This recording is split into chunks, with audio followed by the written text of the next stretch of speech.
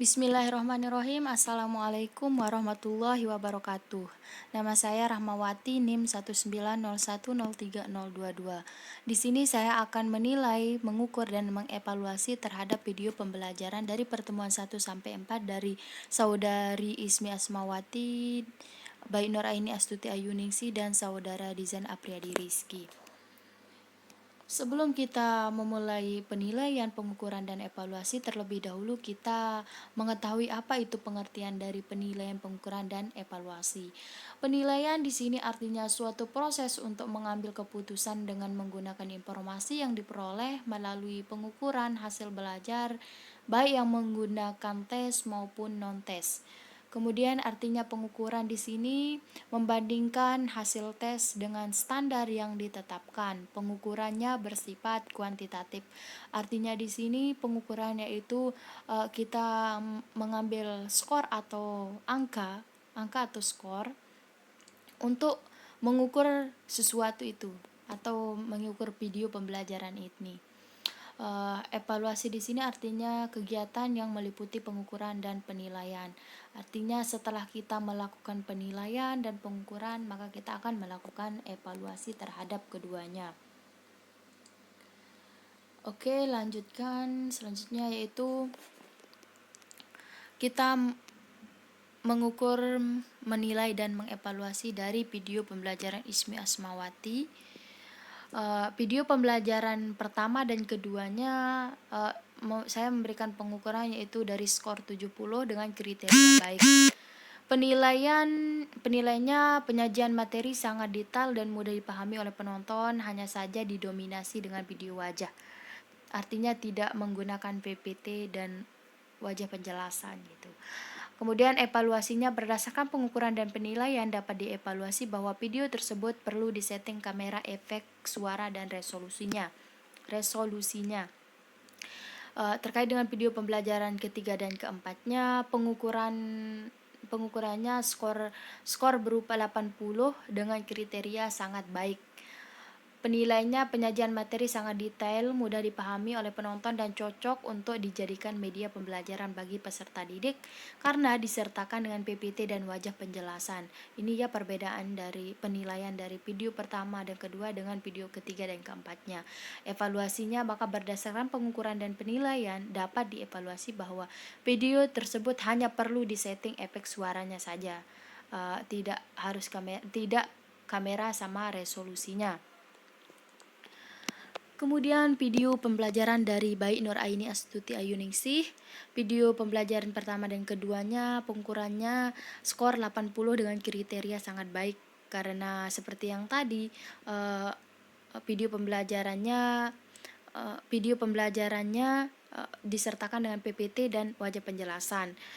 Dan evaluasinya di sini sama seperti yang tadi, hanya saja ini yang tadi itu hanya disetting efek suaranya. Kalau di sini disetting kamera, efek suara, dan resolusinya. Yang untuk video pembelajaran 3 dan 4-nya skornya 70 dengan kriteria baik. Penilaiannya seperti yang tadi, mudah dipahami namun dinominasi dengan video wajah. Berdasarkan pengukuran dan pilihan dapat dievaluasi bahwa video ini perlu disetting kamera, efek suara, dan resolusinya. Kemudian video pembelajaran dari Dizan Apriyadi Rizki. Video pembelajaran kedua dari pertemuan kedua sampai keempat, pengukurannya skor diberikan 80 dengan kriteria sangat baik. Penilaian penyajian materi sangat detail, mudah dipahami oleh penonton atau audiens dan cocok untuk dijadikan media pembelajaran bagi peserta didik karena disertakan dengan PPT dan wajah penjelasan. Hanya saja dalam evaluasi ini perlu disetting kamera, efek suara, dan resolusinya. Kemudian untuk video pembelajaran 1 pengukurannya yaitu skor dari 70 dengan kriteria baik. Penilaiannya yaitu penyajian materi sangat detail dan mudah dipahami oleh penonton, hanya saja didominasi dengan video wajah, tidak disertai dengan PPT gitu. Kemudian evaluasi yang diberikan sama seperti yang video video 2, 3, dan 4-nya, yaitu hanya perlu disetting kamera, efek suara, dan resolusinya.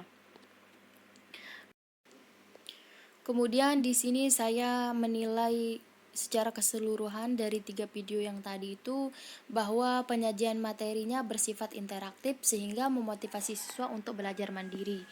Penyajian materi yang dengan menggunakan media pembelajaran meningkatkan motivasi belajar siswa.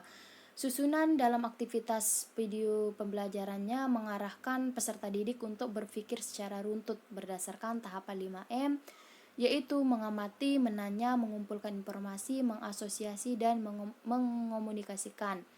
Kemudian materi yang disajikan mudah untuk dipahami. Dengan menggunakan media pembelajaran tersebut memudahkan siswa untuk belajar mandiri. Materi yang disajikan sesuai dengan perkembangan ilmu dan teknologi. Penggunaan videonya mengarahkan siswa untuk lebih mandiri. Contoh dalam penerapan materinya sesuai dengan materi yang disajikan. Kemudian, apakah susunan kalimat dari video itu mudah dipahami? Ya, mudah dipahami. Karena disajikan dengan PPT, video wajah. Saran untuk video pembelajaran dari ketiga video pembelajaran yang tadi. Yang pertama dalam kreativitas, yaitu penggunaan sudut kameranya, efek suara atau musik, serta pengambilan gambar dalam jarak dekat menarik perhatian audiens atau penonton. Kemudian konten yang disajikan itu subjek dalam video diperkenalkan atau dijelaskan sehingga audiens atau penonton dapat dengan mudah mengikuti materi yang disampaikan. Kemudian kualitas dari video tersebut, suara seperti musik dan ucapan cukup keras dan stabil untuk didengar audiens atau penonton. Gambar dalam video itu fokus, pencahayaan yang sesuai, dan pengambilan video secara stabil. Kemudian yang terakhir terkait dengan ejaan, penggunaan kata atau tata bahasa dan mekanika, yaitu kesalahan ejaan sedikit atau diminimalisir. Tata bahasa yang digunakan dalam teks apapun itu baik, dan dialog yang ditulis bebas dari kesalahan tata bahasa. Sekian dan terima kasih. Wassalamualaikum warahmatullahi wabarakatuh.